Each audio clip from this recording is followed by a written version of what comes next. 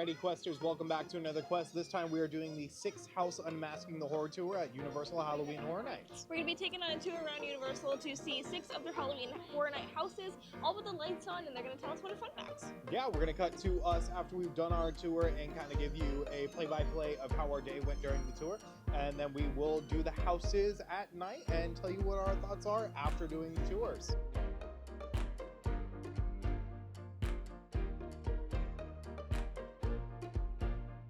We did start our day off by getting checked on in. So the way you get checked in is you're going to go head straight like you're going to be getting into Universal through the arches, and then you're going to kind of veer to the right. There is going to be a sign that says the tours on it, Unmasking the Horror Tours check-in. You're then going to head straight toward that sign. There is going to be a building there. You'll just kind of follow right on in, and then you'll check in with someone there. They're going to ask for your email with your check-in information, and then ask if you would like to scan in for the park when you're done with your tour, so you don't have to go back to the front and scan in there. And then they'll send you up to your group, which is going to be with your tour guide and a couple other people. It's anywhere from like 6 to 9 people, depending. I think 10 is where it caps out. I think 10 is where it like is done, and I think like the lowest amount is like 6. You'll meet up with them. Your tour guide is going to go over a couple things. He's going to do a roll call. He's going to let you know etiquette, don't touch anything, stay with your group, don't run off. And then he's also going to let you know when it's okay to take pictures and when not to take pictures inside of the houses. So that was how check-in worked. For the 6 house tour, there also was a lunch that was involved. So we did 3 houses, and then we braked for lunch. We braked over at the NBC. Yeah. We braked over at the NBC building, which had a little bit of food set up, which we'll show you in a bit. And it had a bathroom in it, and of course AC and water, all the things you would need. We braked for about 45 minutes. After that, we then went on and finished our 3 houses, next 3 houses for a total of 6. At the end of our 6th house, he did collect all of our equipment, and any of us who had not decided to check in right away walked with him back to the front of the park for them to either check in or part ways. If we had checked into the park already, then we were let loose. So to start our day off, we did start with Terrifier. You kind of start either the beginning of one tour and the ending of another one, vice versa. It's like you either start with Terrifier or you start with Jason Universe. We started with Terrifier, which is a very gory house. It is the goriest house that HHN has ever done. It holds a total of 35 bodies and 6 gallons of blood paint. Pretty much the most there's ever been in HHN. This one, I think in terms of like a photos up, photos down situation, was very photos down most of the time, but you still got some cool things. You got the facade, which I really appreciate. I think there was one house we didn't get WWE, we didn't get the facade of. We'll talk about that more later. So there's a couple of fun things, like some of the carnival props from Dr. Oddfellow's house a couple years ago are reused in this house, especially the facade. Like some of the vehicles and stuff are from the carnival graveyard. Our tour guide, his name was Harry, was very knowledgeable. Really enjoyed getting to talk with him. He talked about how some of the bodies in the beginning section were dressed up by art to look like him and kind of be like a sick, twisted homage to himself. What's really cool, we weren't able to get photos of this because it's in a photo down, and again, we didn't do this tour last year. So there's a body that's split in half, basically doors open, and that's the first time you see art. That body was actually used in Slaughter Cinema 2 last year during the Heavy Metal Hell 3D section. He was the kid that was split in half after listening to a vinyl record backwards, I'm assuming. Talks a lot about fake boo holes. Some of the boo holes in houses are set up, especially in Terrifier, where it makes you think there's going to be a person that pops out of it, but really they're just directing your attention to that curtain, so you're not paying attention to the other 2 curtains in front of it. So one of the coolest things I think he talked about was the one scene with the replicating kill from Terrifier 2, where Art just basically goes to town on one girl and kills her in some of the most horrific ways I've ever seen. In the room, he pours fake bleach on her, and the whole bed she is sitting on is a recollection unit that basically the water falls down, it goes back into a tube and fills up another fake jug of bleach. So the art scare actor just can swap them out as he kind of empties one and uses another. And even that body is made of fiberglass, so that way it's more resilient to some of the water effects that are going on. He did tell us about the flower code name for this house. HHN uses code names for every year for the houses. So like when they're making permits and stuff, they use like a code word instead of saying like Terrifier House or Five Nights at Freddy's house. So the one for FNAF was poinsettias, which is a very famous Christmas flower. It's used over and over again. And Terrifier 3 is a Christmas movie, so they went with poinsettias. It makes sense. We also talked about how some of the burned bodies in the Tunnel of Fire were reused from Dueling Dragons, which is one of me and Ellie's favorite houses the year it happened. One of my favorite things he talked about in the Christmas room was a cool air valve for when the Art Santa sprays you his little liquid nitrogen canister. It cools down to make you feel like you're getting frozen to death a little bit. And then for the piece de resistance, the blood path at the end of it, he did talk a lot about that. We kind of got to see how they clean it during the day and like what it looks like without the pathway. They took us down through the dry path, but the wet path actually has a 330 gallon tank they use for recycling the water, and it is cleaned, of course, so it is very safe. But yeah, if you're ever going through the wet path, just think about all the water that's being sprayed on you and constantly recycled and recleaned. The other cool thing I want to mention real quick is if you go right before the two option splits for your pass, there's kind of Art's workshop where he's planning out some of his kills. You can see a little TV that shows the facade and people walking in.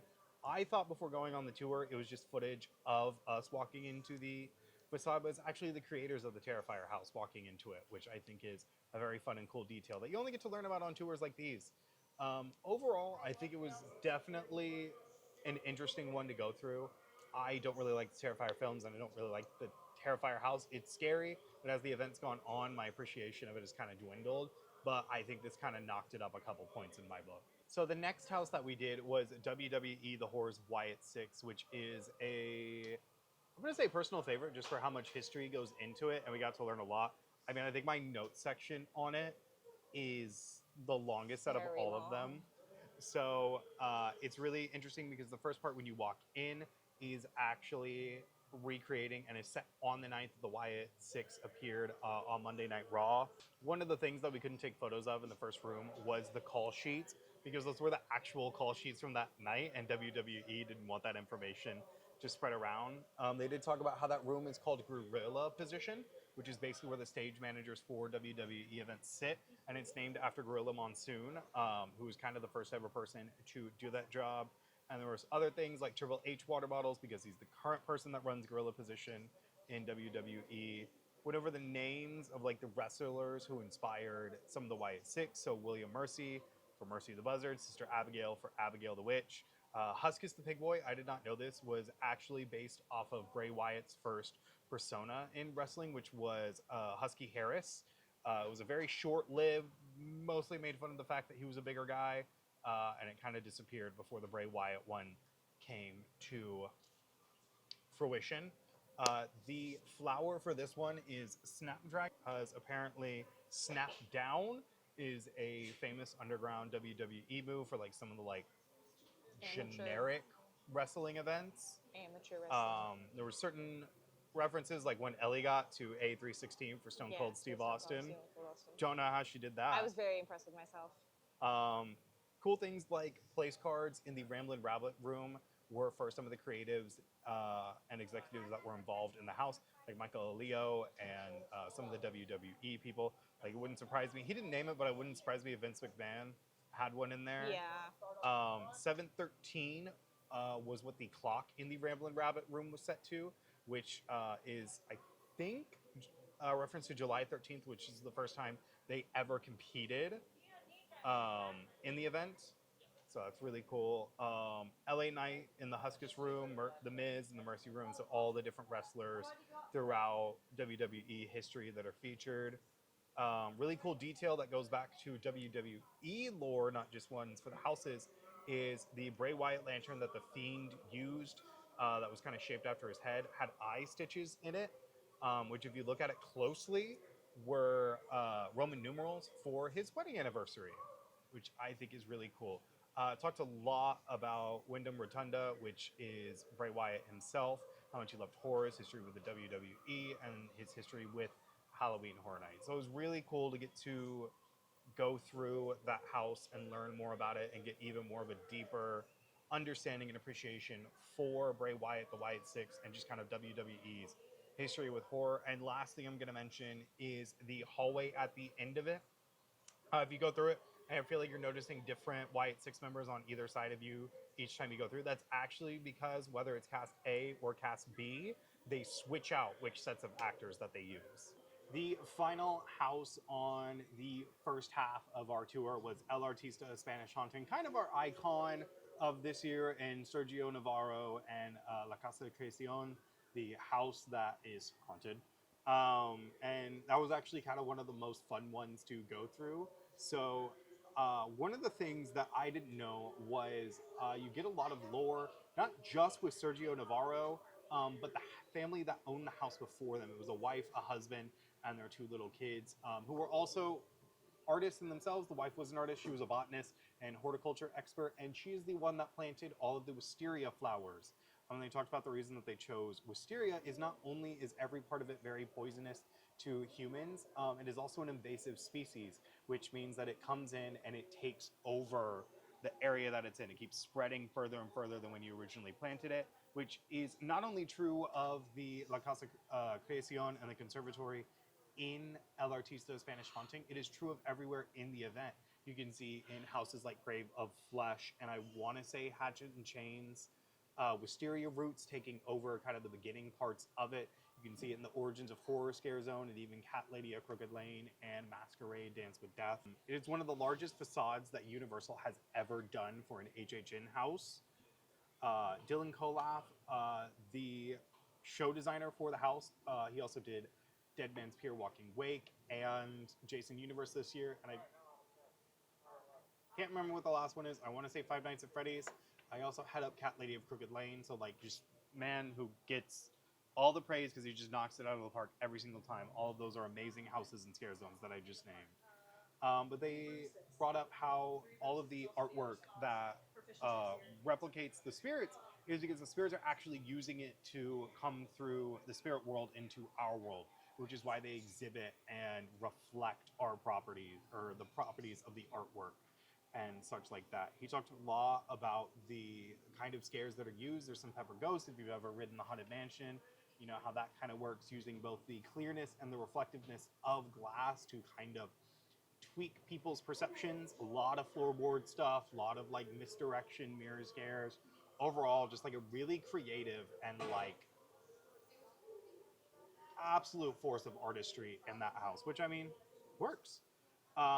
Couple small details is there's a painting of the family that used to live there, and if you notice, all the faces of the mom and the children are kind of cracked and framed. Dad, not so much. That's because Dad was a Spanish soldier who was off at war a lot, so didn't really live in the conservatory. It talks about how the flying gargoyles, there are actually 3 casts of it. They have to switch them out more often than they switch out the other scare actors because of how much more labor intensive it is. Poppy was the title for this house as its kind of moniker. We did not get a reason for that one. I forgot to ask. So if you know why or have a guess, please comment down below. Talked about how in the fountain room, the fountain is cracked in a very specific way. Each tier kind of like cracks a little bit at an opposite pattern. Well, it's believed that the mom of the previous owners drank poisoned wisteria tea, because you see a tea set that had wisteria blooms in it, and she basically felt the effects on the top floor, fell through the rafter, and hit the fountain, probably cracking her skull and killing her. HHN is fun. Which is why we have that window. Yep. There's a window up on that balcony that she supposedly fell from that's got her as a ghost in it. So the one of the final rooms with the wood scare actors popping out of it was Sergio Navarro's wood cutting room, because he was a man of many talents, many inspirations. And they talked about how the costumes they used for that were meant to invoke driftwood, because driftwood is very veiny and creepy crawly. So a lot of photos up rooms in that one. I appreciated that a lot. I feel like less than I thought there was going to be. There were a couple areas where I was like, why can't we take photos? Yeah. But overall, really appreciate it. It was really great to get to learn more about the history of El Artista Spanish Haunting, because I think Sergio Navarro is probably going to become an icon if we can just convince Universal Creatives to make them. So let him know how much you love him. But yeah, after that, we broke for lunch, and I'm going to let Ellie talk about lunch. So like I did mention at the beginning, we did break for lunch halfway through. We were in the NBC building, and they provided us a couple of things. They provided us with potatoes, fruit salad, which had a variety of fruit: pineapple, cantaloupe, honeydew, grapes. They did provide us also with vegan paella, Paella. cheese Louise, and then also a mango slaw, which went on top of a barbecue mango chicken. They also had a salad, mixed green salad that had a really good salsa dressing. Well, kind of tasted like a salsa dressing, but it was a dressing. And then a tomato and cucumber salad as well. We both tried a couple of the things. We both thought the chicken was just okay. It was very tough, and it was really good warm, but it was very tough and very chewy. Jacob gave it an 8 out of 10, and I did give it a 6 out of 10. The slaw had a really good crunch and had really good flavor. That was all that was really noteworthy for me. The potatoes for me had good seasoning, but they were very, very soft, and some of them were very, very burnt. I gave those a 7 out of 10. Jacob gave those a 4 out of 10. The fruit was fruit. 10 out of 10. The paella had very good flavors. The chickpeas added a really interesting, like, chewiness with it. But I did really like. It wasn't bad. It wasn't great. I think it was my favorite item. I did wind up giving that a 6 out of 10. Jacob wound up giving that a 7 out of 10. The salad was just a really, really basic salad, but the dressing was very delicious, and I did wind up giving it an 8 out of 10 because it was very fresh and the dressing was very delicious. And then we did go on to our desserts, which there were quite a few. Most of them were cheesecakes, and then we had one cookie. So we had a cookies and cream cheesecake. We had a fudge cheesecake, a raspberry cheesecake, salted caramel cheesecake, and mango passion fruit. I wound up giving a cookies and cream cheesecake a 7 out of 10. Had a really good cookie and cream flavor, but it was very sweet. Jacob wound up giving the cookies and cream one a 10 out of 10. For the fudge one, I wound up giving that a 6 out of 10. It was very heavy and very rich. Jacob wound up giving that one an 8 out of 10. The next one that we tried was the raspberry one, which I gave a 3 out of 10 because it tasted like medicine, and that's all I had to say about it. Jacob wound up giving that a negative 1 out of 10. It was terrible. I hated it. Get rid of it. Really bad. Burn it with fire. Oh, that's okay. We then also tried the salted caramel cheesecake. Had no flavor. Wasn't very salty. Wasn't very caramely. Just kind of like just normal cheesecake. 4 out of 10 for me. 2 out of 10 for Jacob. And then the mango passion fruit. It had really good flavor. Not very sweet. Was really tart. I think it was my favorite out of all of them. I gave it an 8 out of 10. Jacob gave it a 6 out of 10. For not cheesecakes, had the sugar cookie. It was a jalapeno sugar cookie. 10 out of 10. He also gave it a 10 out of 10. It was I had 2 of them. It was delicious. They were good. They had nice icing that was not overly sweet. The sugar cookie wasn't overly sweet. Had a good sugar cookie flavor. Really liked it. 10 out It's of 10. like Great American Cookie Factory sugar cookies. Yeah, it's a like little bit. crispy on the outside, but nice and soft in the middle. Oh, They were so very good. soft. They were very well done. Delicious. Yeah. So overall, lunch was just all right. Wasn't really a hit. I don't want to say it was a miss, but it wasn't fantastic. It was just okay, not very memorable, and I'm still glad that they fed us. We needed it definitely halfway through, but I don't think it's anything to write home about. They also did provide us with water and soda, which was great. Yeah. We got a lot of water throughout the event. Yes, I still have one. Yeah. Once we got done with food, we headed on to our back of house houses, starting with our 2 brand new sprung tents, tents 3 and 4, which were Gulkin, Monsters of the North, and Fallout. So Gulkin was the only other original house on our 6-house tour. We got through the other 3 during our 3-house tour. Check out that video if you have questions about that one. So it was interesting. They talked a little bit about the story. I feel like the story with Gulkin was not as hard to interpret as the one with El Artista. It kind of sold itself in the house. They talked about how a lot of the Norse mythology in this house is kind of made up by them. They took elements from not only Norse mythology, but I feel like even Native American mythology, and like combined them together into one giant thing. So they talked about how the beast is actually the former protector of the village, who ended up getting corrupted by the spirits that she protected them from. They took her out to the fjords to basically kill her, and then she came back from, well, the depths of hell in order to exact her revenge and gain more and more bodies and mass till you see at the end. She's a feminist icon. So she had a lot of wolf minions. They talked about the UV reflective contacts that a lot of the Gulkin, well, a lot of the Beast scare actors would wear in order to kind of give the glowing eyes. Cool detail they talked about is a lot of the pine trees in houses that you see are actually decommissioned Christmas trees from like other Universal areas during Christmas time, and more that they just kind of are like, well, I mean, it's a tree. As long we don't need the Christmas lights, so we can make it work. One of the cutest little details that our tour guide talked about was in one of the rooms with the blood eagle corpse, and then the woman that looked like she had her spine ripped out. I like that you called this a cute little detail, and then proceeded to say, There's an audio cue where a girl comes out and she says they killed Mama and Papa, which we believe is a reference to Blood Moon Dark Offering. When was it Blood Moon Dark Offering?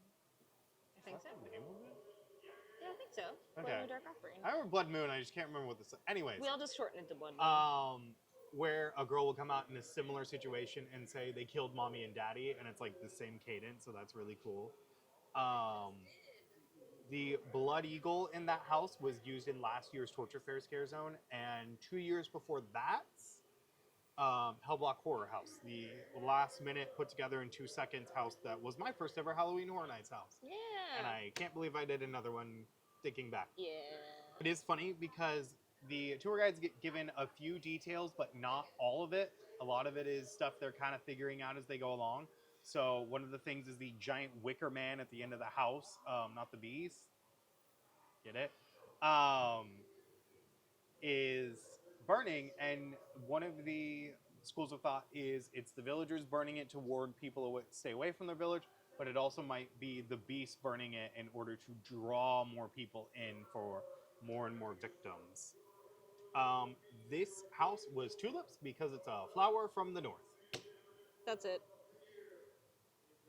Some of the code names I feel like weren't as creative this year as they were last year, with like s'mores for Ghostbusters because of Stay Puft Marshmallow Man, and I think it was flan in Monsters of the North because it's a Spanish dish.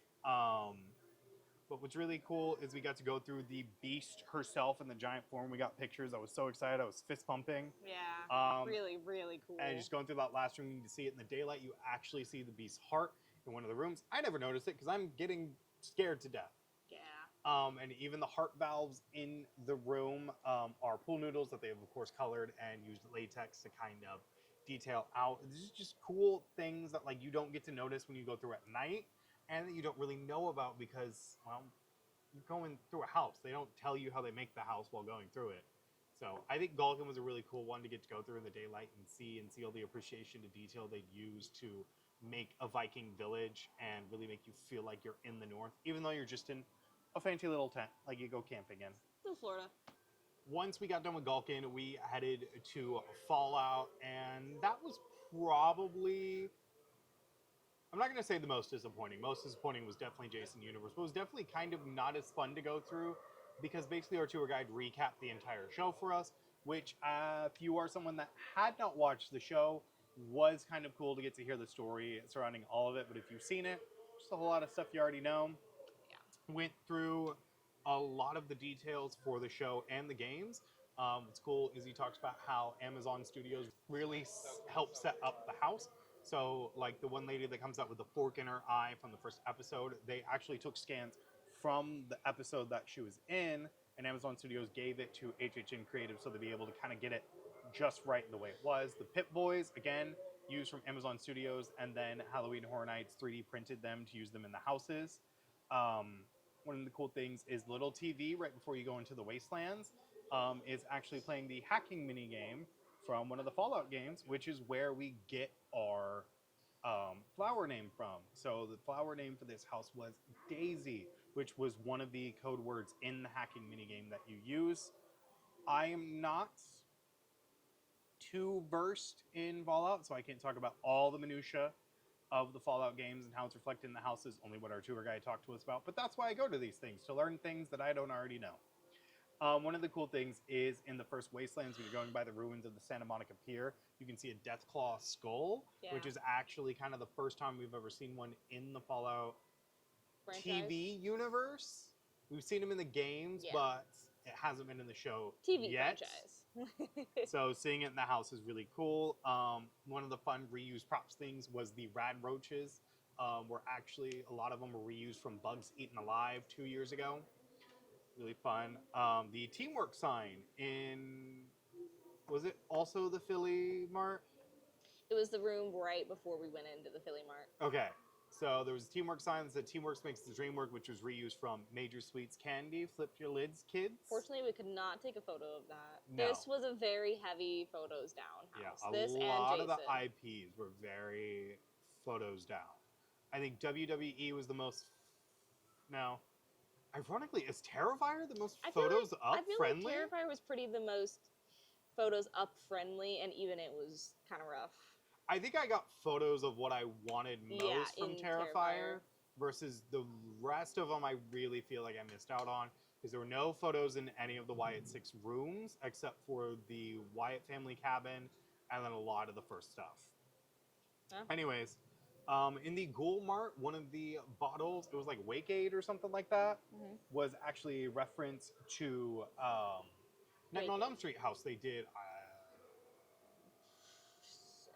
Was it 2014 last time they've done Nightmare on Elm Street? Oh gosh, has it been over 10 years now? 11 years ago? I know the last time was about 10 years ago when they did Freddy versus Jason. So it could be from that. That's the last time Jason was here. I can't remember the last time Freddy was here. But whatever that time was, it was a very old thing to that. We also got to see the puppets and learn more about the story of it. So overall, Fallout, not very photos up friendly. It was very much, I think once you left the Ghoul Mart, all photos down. Really interesting to like hear about, and if you're not a vlogger and really need a lot of photo footage, it's great because you just get to listen and take mental pictures, you know? Those last forever. So overall, Fallout is none of our favorite houses. So I think it was kind of lackluster to go through, and with the amount of photos we weren't able to take, not really that fun to go on a tour. So probably the most disappointing part of it For us. for us. So our final house was Jason Universe over in the Fast and Furious location. Lot of photos down of stuff you want to see. Yeah. Which disappointed me a little bit, but also there is not a ton to see in that house. Like I think there was 2 things that I wanted to take photos of that I couldn't. The rest of it I could. So it was my goal to get a really cool photo of like signage or something from each of the houses or like a prop or anything.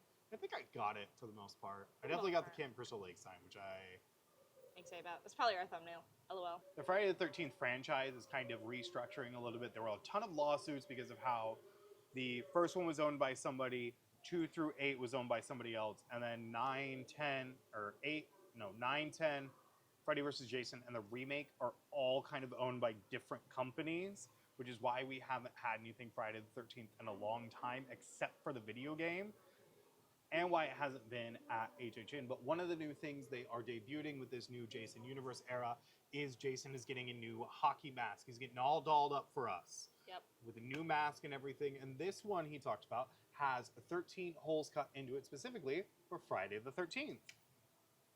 I think because this will be the 13th Jason movie when we get our next one.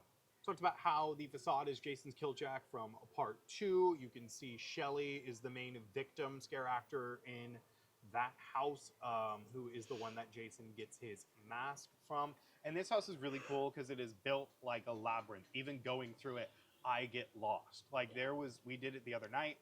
The guy in front of me got very far from his party, and I was like, I could not tell this man where to go. So I pray to God he does not ask me, because we'll just be stuck in this room with Jason. I will have to look Jason in the eye and go, please, sir, help me get out. Let me out.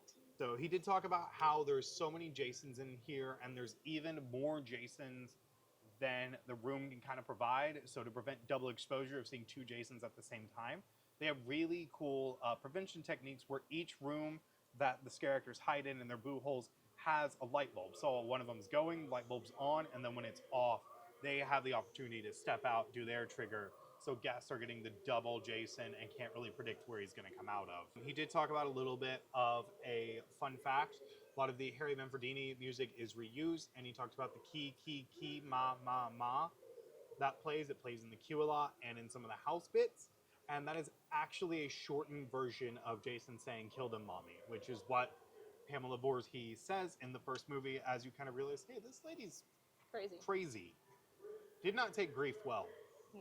And he did get to talk about the final gauntlet of Jason's, or the not safe for work name that we call it. But it is 50 feet with 8 Jason actors and 12 bull holes spread out between them. So you're getting Jason everywhere. And he said that that hallway, that 50 feet, basically has every single scaring trick they have in there. It has SIF, it has heavy SIF, it has fog machines, it has strobe lights, it has multiple boo holes, like it's just so much of like this one hallway. If you can make it through it, I think you're going to be good for any HHN house. So the flower I did have to ask at the very end was Jasmine. Jason and Jasmine start with Jas. Awesome. And the coolest part is in the very last room when you see the infamous Jason getting resurrected scene by Tommy Jarvis throwing the fence post into him and then immediately gets struck by lightning because I guess God wanted Jason back.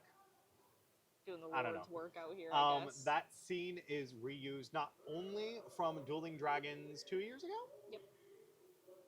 Yeah, 2 years ago, but is also used in Monsters Unchained at Epic Universe.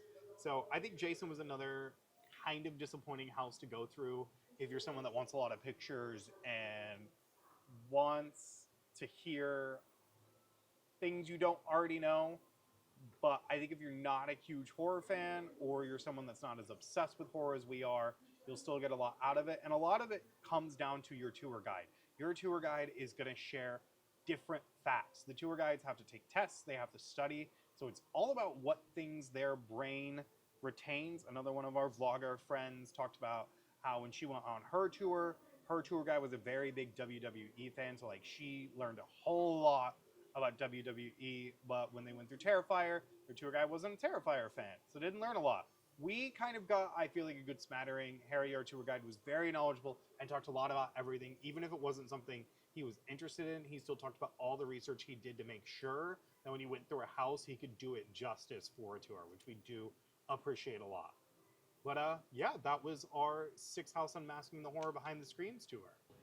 Okay, now that we have given you the rundown of the tour, we're now going to do all of the houses as normal run-throughs and then give you our thoughts afterwards now that we've done the tour. Yeah, it might be a night 1 situation and then we cut to night 2 because one of us has to work tomorrow morning, and we got 4 IPs on our list of things we got to get through. That's a lot. So we'll see what happens, but first stop is going to be Terrifier. Yeah. Okay, so we used our Scream Early Advantage, and we knocked out 3 of the 6 houses we've done. We're kind of going to call it quits tonight, but we did WWE, The Horrors of Wyatt 6, Terrifier, and El Artista. It's not a bad 3 to get done. Probably, I'd say 2 of the biggest weights in El Artista and Terrifier. So all we'll have to do tomorrow is Jason Universe and then the 2 back-at-house ones. But what'd you think? A lot of fun. I think Terrifier, I feel like we had really good runs on all 3, just scare-wise, but I think Terrifier is really fun getting to go through and be like, I know why that's there. Yeah. And like, I know what this does. And like, knowing exactly what was going to happen, which was really nice. So I did enjoy that a lot. I think I had kind of the same feeling happen with WWE. I kind of understood the characters a little bit better and the rooms, like, and the cohesion with it a little bit better, which was really, really neat and cool, and definitely helped. With my run, I think El Artista, I don't really think my run was that different. I think I noticed more details, but that was sort of it. I kind of already had a layout of that, so that one didn't, it made more cohesion with like some of the scares that we had, which was nice, I will say that. Yeah, and on my end, ironically, I think I had the opposite. I noticed myself appreciating and enjoying a lot more of the details in El Artista from a more technical standpoint, like them resetting up the gargoyles, some of the Pepper's ghost effects, and other such details. Even noticing the family that owned the house before Sergio was really something I only picked up on because we did the tour. I think that's what I mean by like some of the scare actors and like some of the paintings and things like made a lot more sense because like knowing the story now, I was able to kind of like get it. I was kind of able to get it. WWE and Terrifier, I think I appreciate a little bit more detail-wise. Started noticing more things in the Ramblin' Rabbit room. Yeah. Like they have help etched into their foreheads and such. And they're going help place help cards. audio-wise too. Yeah, I never noticed. which is really cool. Terrifier, nothing new there. Just really great run. I think probably one of our strongest Terrifier runs, and everybody was doing the dry path, which I think was so funny. He was so upset. Because we hit that late point where everybody's like, wet path ain't all that.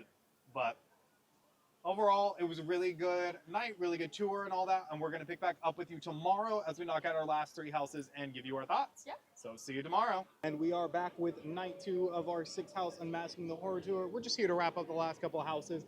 I think starting with Jason. Yeah, we're going to head over there. That weight gets really high really quickly. We just got in, the park just opened, not for Scream early. And so we're going to do Jason and try to knock that out. Yeah. So I will let you guys know how it was when we get out. So we had a little bit of a mix-up. We actually ended up doing Fallout and Gulkin because Jason got way too high. But what did you think of your run-throughs? I feel like our Fallout and Galkin run were both very, very good. I do think for Galkin, I had a lot better of a time going through it because of like knowing more of the story beats and that kind of thing, and kind of understanding more of like what each room was. I think Fallout really didn't change for me at all. I've seen the show. I've played the games, I've seen playthroughs of the game, so I know a lot about that already. That really didn't change anything. I think I was more keen to like Easter eggs as I was walking through, but other than that, it really didn't change much for me. It did for Galkin though. Fallout, I think, really didn't change for me either. I think I knew a lot of the story beats, watched the show, and that was mostly what our tour recapped, was just the show itself. So there's really no new information for me to glean from the tour, unfortunately. If you're someone who didn't, you probably did get a lot more. Galkin, though, I did notice a lot more. I think I was able to pay attention to which scare actors were the Beast, aka Galkin, and which ones were like her minions, and just overall appreciate the art and the details. Yeah. And the textures. Some of the more projections I think I noticed this time around, like the dogs killing people, the soundbite of they got Mama and Papa. Yeah. But all right, we're gonna brave Jason now and hopefully make it out alive. It's at 110 minutes, so wish us luck. We'll let you guys know when we get there. So we got done with Jason. Took a little bit of a long wait, and then we kind of put the camera away for a second just to enjoy HHN. We are leaving now, but what did you think of Jason? I thought Jason was really good. I think same thing with Fallout, is it didn't really change much for me, so it was fun and like getting to notice a little bit more of the details, but we really didn't get that many with Jason, and Jason's storyline, there isn't really one there, so not that much of a change for me. It definitely noticed a change with the tours, mainly with the originals and some of the IPs that most of the tour guys know a lot about. Yeah, there really isn't a lot in Jason, so I don't think there was more to notice. So it was fun. I got to appreciate a lot more of the scare techniques in there. But overall, I think it was a really fun experience getting to do the tour and then doing the houses, and I would highly recommend it if you get the chance. Dates for this season are selling out, but if you're watching this for next year, please make sure to check in and see what dates are available for you. If you want more content like this, please make sure to follow us on all of our social media platforms. We are everywhere at Park Questers. We are also have a Patreon set up. If you would like to support us in that way, we have Get Ready's with Ellie, behind the scenes content and more. And please, as always, make sure to leave a like and subscribe on this video so we can get out some more of you awesome theme park loving nerds. And until then, guys, we'll see you on the next quest. Bye.